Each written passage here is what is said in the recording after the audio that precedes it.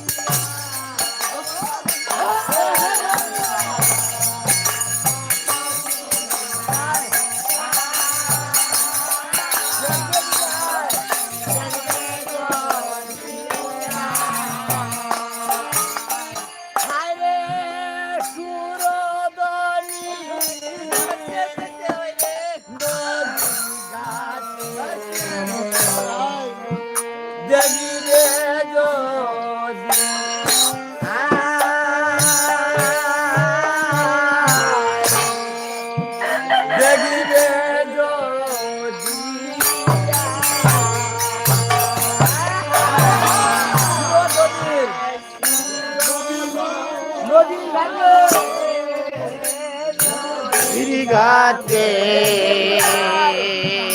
দেখবে যদি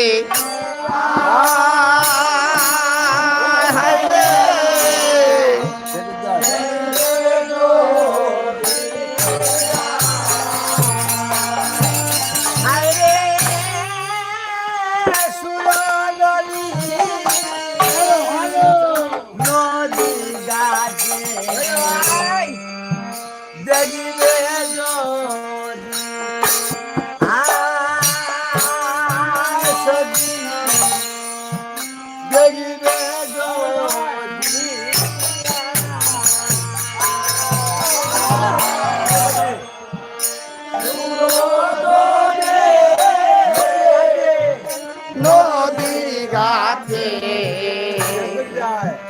দেখবে যদি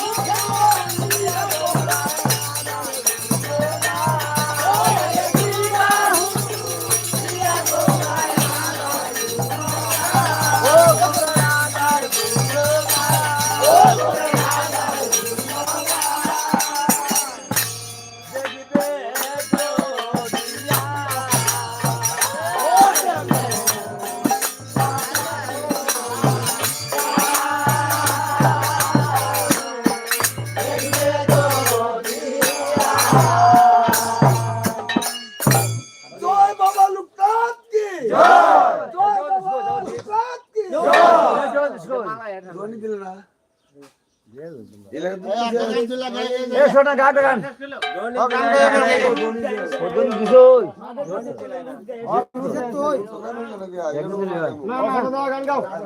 একটা গান গাইয়ে লই লাও শোনা দুইটা মোবাইলের না বিপদ হইছে একটা ভালো লাগে এক হাত ওরে দুই বাহু তুলিয়া গৌরা রাধার শোনা রে গান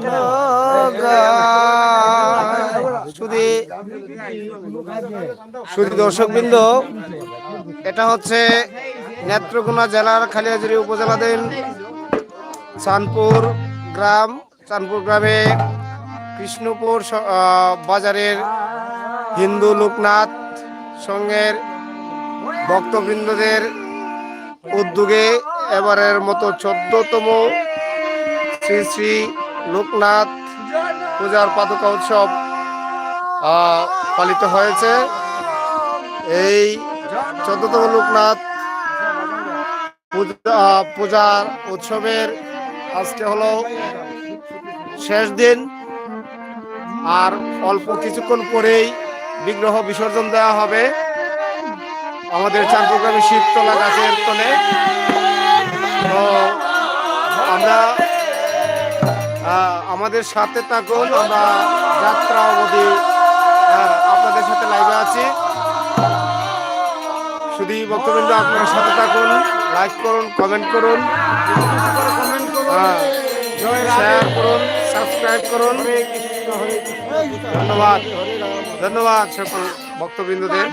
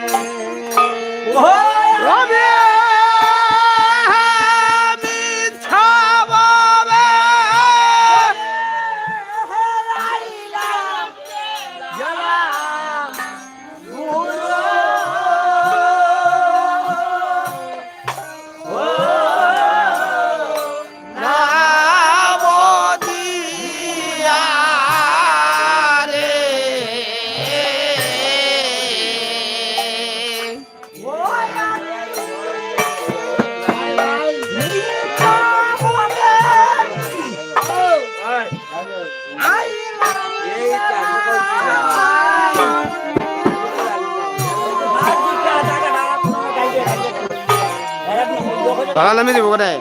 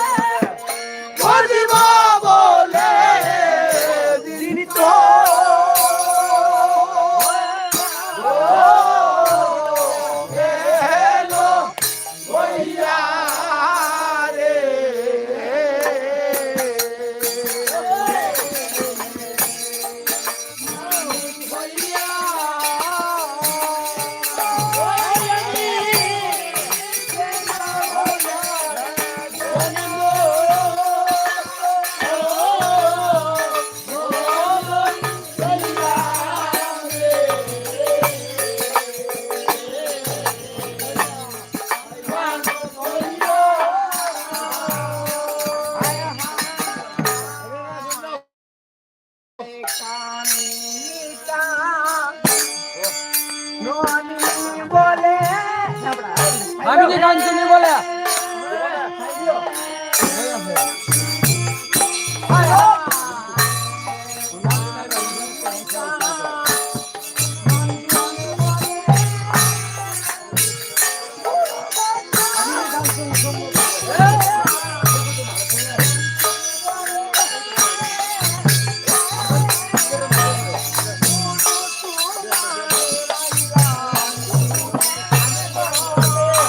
Ah!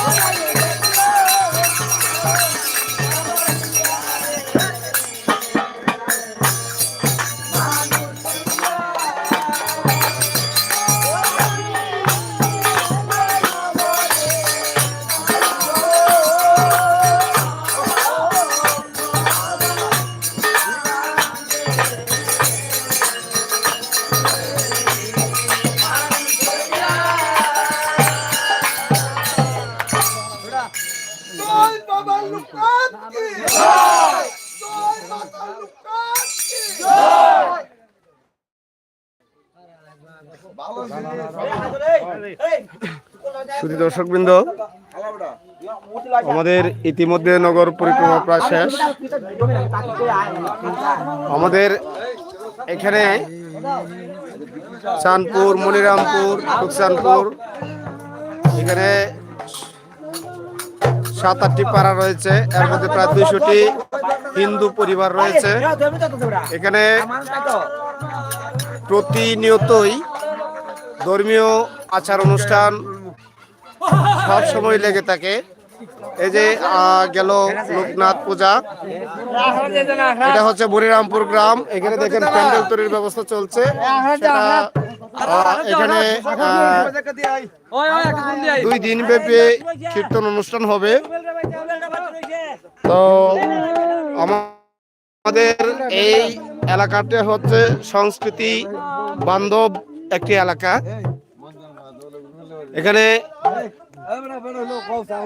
প্রতিদিনেই আমাদের ধর্মীয় সংস্কৃতিগুলি উদযাপিত হচ্ছে, যার যার মনের মাধুরী মিশে উদযাপন করে যাচ্ছে। তো এখানে দেখা যাচ্ছে একটি প্যান্ডেল তৈরি হচ্ছে, সেটা হচ্ছে মনিরামপুর গ্রামের কীর্তন অনুষ্ঠানের প্যান্ডেল। তো এটা এখানে তৈরি হচ্ছে। এটা কীর্তন হবে 2 দিন যাবত, এখানে কীর্তন হবে। তো এই কীর্তনের পরে আরো বিভিন্ন অনুষ্ঠান আছে। সেই সকল অনুষ্ঠান প্রতিনিয়ত আমরা নির্বিঘ্নে পালন করে যাচ্ছি। এতে কোনো বাধাবিঘ্ন এখনো হয়নি। আমরা আমাদের মতো করে আমাদের ধর্মীয় অনুষ্ঠান, আচরণ বিধি পালন করে যাচ্ছি, তাতে কোনো সমস্যা হয় না।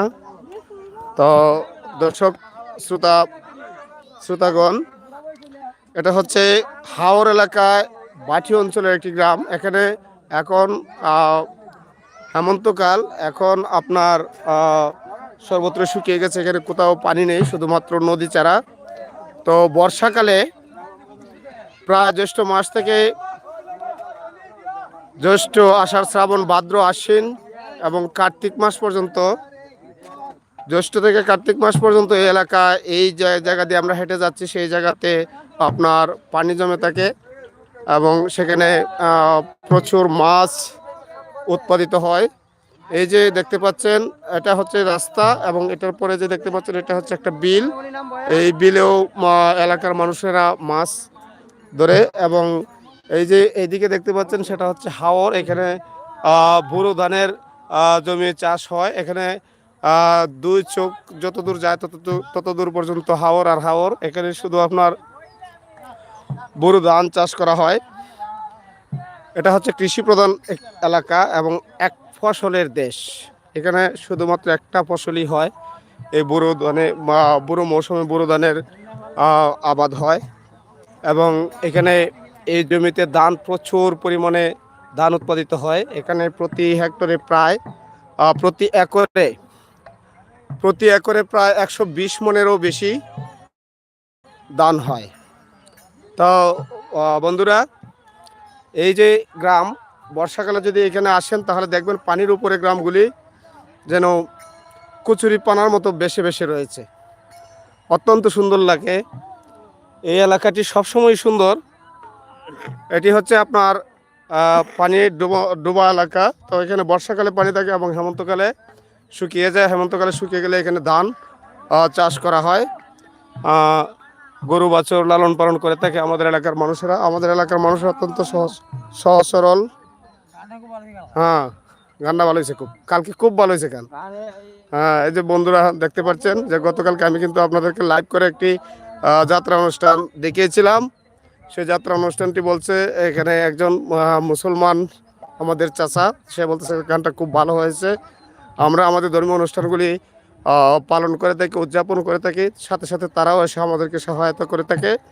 তারাও আমাদের এই অনুষ্ঠান দেখে এবং আমাদেরকে তাদের সাধ্যমতো সাহায্য সহযোগিতা করে থাকে। তো দর্শক শ্রোতা বন্ধুরা, ওই যে আমরা দূরে একটি গাছ দেখতে পাচ্ছি, সেখানে চলে যাব।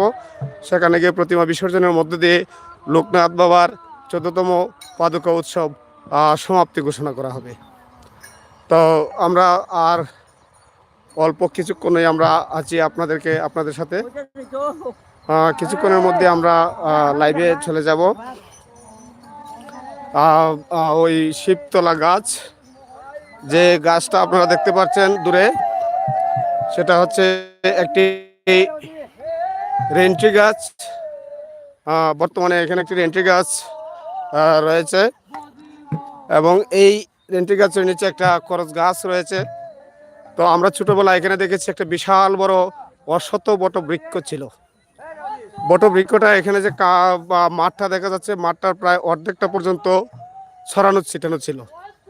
এই পাশে এবং ওই পাশে দুই দিকেই এত বড় একটা বৃক্ষ ছিল, কিন্তু বৃক্ষটা ভাগ্যের পরিহাস, বৈশাখী ঝড়ে এই বৃক্ষটা উল্টে পড়ে যায়। উল্টে পড়ে গেলে বৃক্ষটি মারা যায়। তো মারা গেলে এখানে যে দেখতে পাচ্ছেন দুটি গাছ, একটা করজ গাছ আর একটা হচ্ছে রেন্ট্রি গাছ।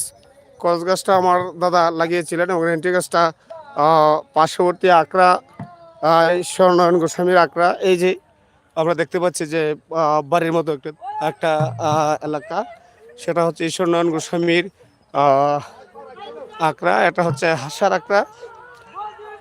হাসার আকড়া, এই হাসার আকড়াতে ঈশ্বরনারায়ণ গোস্বামী তার আবাসভূমি গড়েছিল এবং তিনি ছিলেন খুব সাধক পুরুষ। তিনি এই আকড়াটি স্থাপন করে গেছেন অনেক পূর্বে।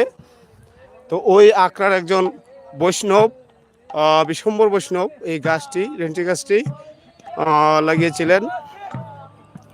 তো আমরা ইতিমধ্যে এই শিবতলা গাছের নিকটে এসে যাচ্ছি। এখানে আমরা যে হিন্দুরাজ পূজা পার্বণ করলে মূর্তি বা প্রতিমা এখানে আমরা বিসর্জন করি। আর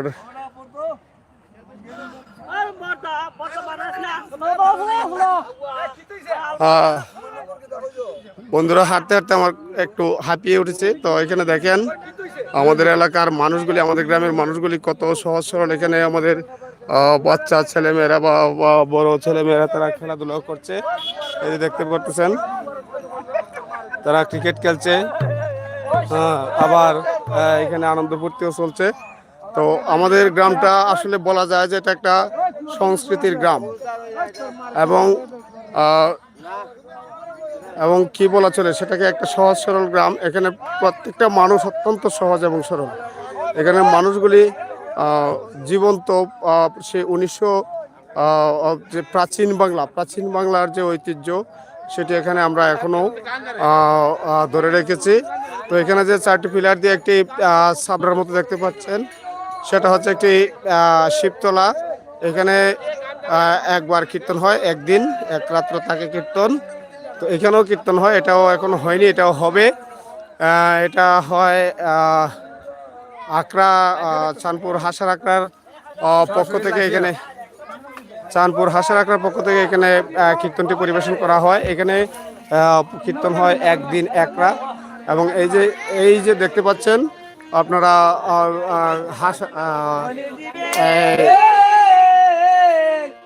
বটম রেন্ট্রি বৃক্ষটি, এবং এটার নিচে একটা ছোট খরচ গাছ।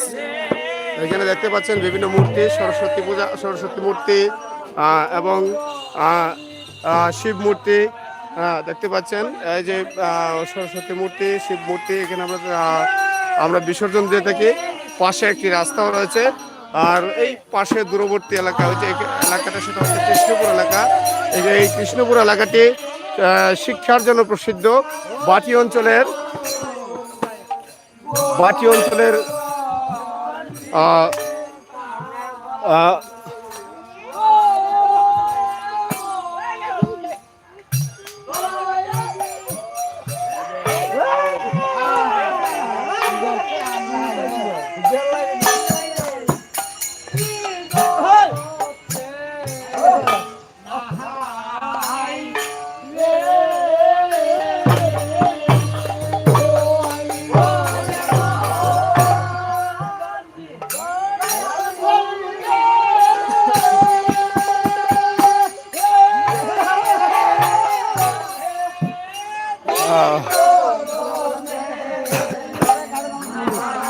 তো বন্ধুরা, আমাদের গ্রামের যে বিভিন্ন ধর্মীয় সংস্কৃতিগুলি রয়েছে সেগুলি অত্যন্ত সুন্দর হয়। আপনারা এই চ্যানেলেও দেখতে পারবেন। আরেকটা চ্যানেল আছে শ্রী বাসঙ্গন, সেখানেও আপনারা আমাদের গ্রামের যে অসাধারণ কীর্তন এগুলির জুড়ি চলে না। আমিও ইউটিউবে অনেক সময় কীর্তন দেখি, বিভিন্ন কীর্তন বিভিন্ন এলাকার যে পরিপাটি কীর্তন, কিন্তু সেগুলো আমাদের কীর্তনের কাছে কিছুই না। আমাদের যে কীর্তনগুলি সেটা হচ্ছে অরিজিনাল এবং বাস্তব প্রাণ জীবন্ত যে কীর্তন সেটাকে বলা হয়, সেটা হচ্ছে আমাদের এলাকার কীর্তন। আমাদের এলাকার কীর্তনের সাথে আপনারা অন্য কোথাও মিল করতে পারবেন না। তো ধন্যবাদ বন্ধুরা, আপনারা গানটি দেখুন। একজন অনভিজ্ঞ লোক সে কীর্তন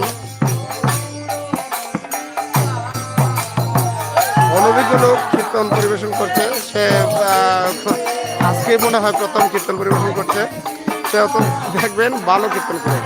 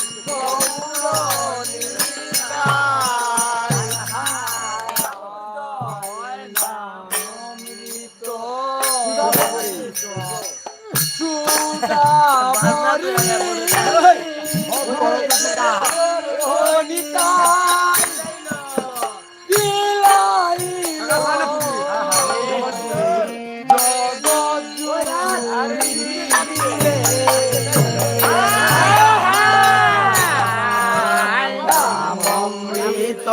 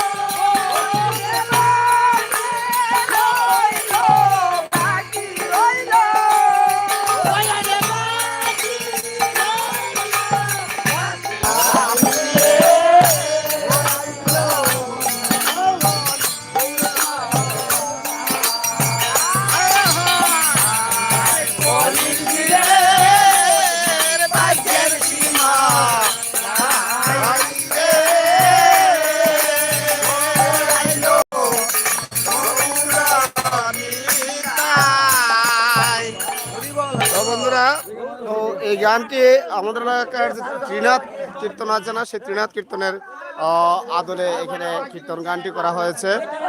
তো আমাদের চ্যানেলের যে ত্রিনাথ কীর্তনগুলি রয়েছে সেগুলি অত্যন্ত সুন্দর। আমাদের এলাকার ত্রিনাথ কীর্তনের জুড়ি নেই। ত্রিনাথ কীর্তন, এরপরে আমাদের যে চ্যানেলে যে সমস্ত গানগুলি রয়েছে সেগুলি অত্যন্ত সুন্দর। আপনারা চাইলে সবগুলি গানই দেখতে পারেন। তো আমরা অল্প কিছুক্ষণের মধ্যে আমরা এখানে মূর্তি বিসর্জনে চলে যাব। আমরা শিবতলা গাছের নিচে এসেছি। এখানে অনেক ভক্তবৃন্দরা বসে রয়েছে। প্রতিমা এখানে আনা হয়ে গেছে। তো আমরা এখানে প্রতিমা বিসর্জন দিব। তো বন্ধুরা, আর বেশিক্ষণ না, অল্প 7-8 থেকে 10 মিনিট সময় আমরা এখানে লাইভে অতিবাহিত করব। প্রতিমা মোটামুটি বিসর্জন হয়ে গেছে, লুট কীর্তন হবে। লুট কীর্তন হওয়ার পর সাথে সাথে আমরা এখান থেকে বিসর্জন দিয়ে চলে যাব। দেখেন এখানে প্রতিমার সারি সারি করে প্রতিমা সাজানো রয়েছে। গ্রামের বিভিন্ন সময় বিভিন্ন পূজা হয়, অনেক বিভিন্ন জনের বাড়িতে বিভিন্ন ধরনের পূজা হয়। যেমন গেল সরস্বতী পূজা। সরস্বতী পূজা এবছর আমাদের গ্রামে 2টি মণ্ডপে পূজা উদযাপিত হয়েছে। শিব পূজাও আমাদের গ্রামে 2টি মণ্ডপে পূজা উদযাপিত হয়েছে একই দিনে। তো শিব পূজা একটা, আমার বাড়িতে 2টা পূজা একসাথে উদযাপিত হয়েছে। তো গেল শিব পূজার পরে লোকনাথ পূজা চাঁদপুর হাসার আখড়ায় উদযাপিত হলো। আমরা আজকে প্রতিমা বিসর্জনের মধ্য দিয়ে পূজা সমাপ্ত হবে। তো বন্ধুরা, লাইভ এই পর্যন্তই দেখা দেবো কিনা তা বুঝতে পারতেছি না। ভক্তবৃন্দরা এখানে এসেছে, তারা কীর্তন পরিবেশন করবে, বোঝা যাচ্ছে লুট কীর্তন হবে। এখানে লুট কীর্তন হবে এটা। তো যদি কখনো আমাদের এই এলাকায় যদি আসা হয় তাহলে অবশ্যই আসবেন। বর্ষাকালে আসলে বর্ষাকালের সৌন্দর্য একরকম, আর হেমন্তকালের সৌন্দর্য আমাদের এলাকায় একরকম। আমাদের এলাকায় মোটামুটি 2টি ঋতুর প্রভাবই বেশি, এর মধ্যে হেমন্ত এবং বর্ষা।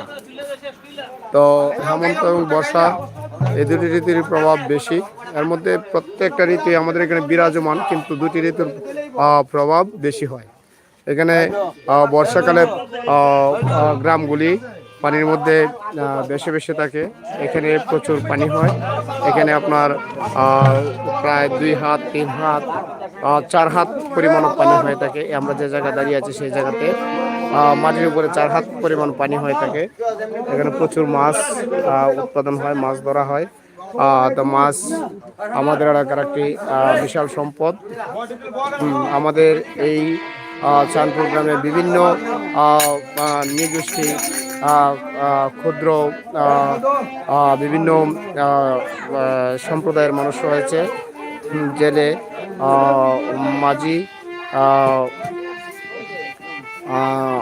শূদ্র, নমশূদ্র এবং শীল, এছাড়াও আমাদের কুলীন বংশধররাও রয়েছে।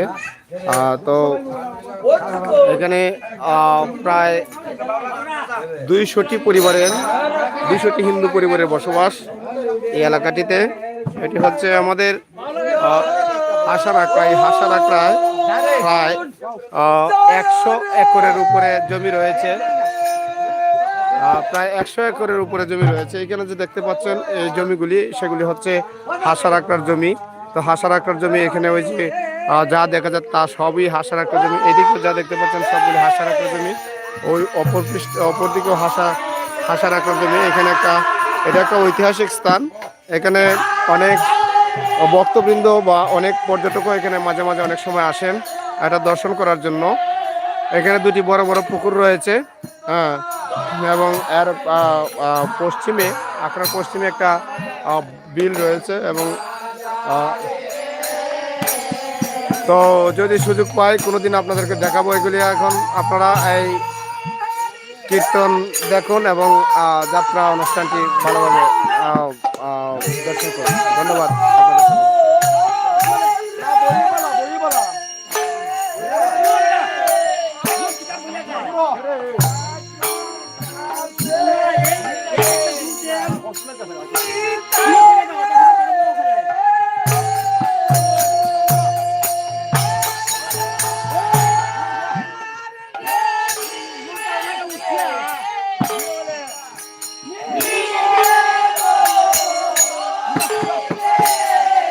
দর্শক বন্ধুরা, আমাদের লোকদের সারাদিন অক্লান্ত পরিশ্রম করতে কষ্ট হয়েছে। তারা অনেকেই ক্লান্ত হয়ে গেছে, তাই এরা বসে পড়েছে।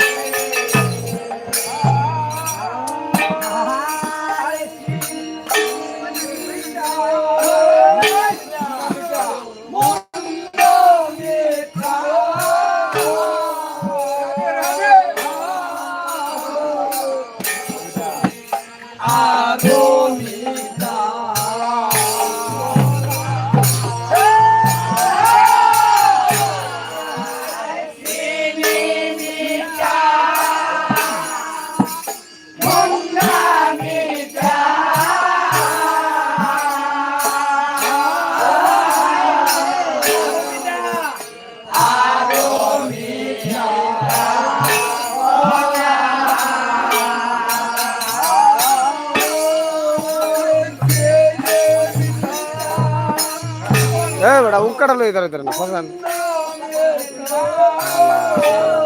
উক্কাটা বেটা আসলে কি বই এখন লাগে দেখো না বেটা ভিডিও করছো